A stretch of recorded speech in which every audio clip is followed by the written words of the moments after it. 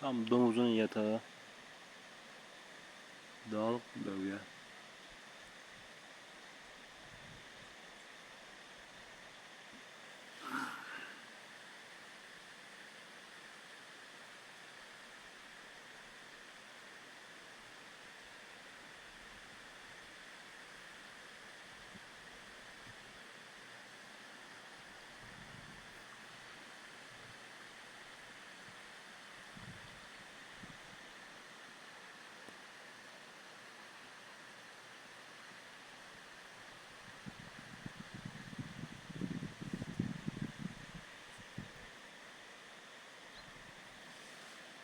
Sulak bir alan.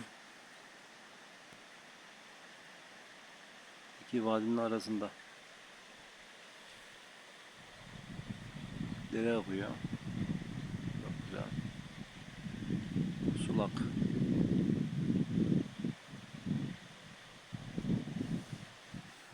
Güzel bir vadi var.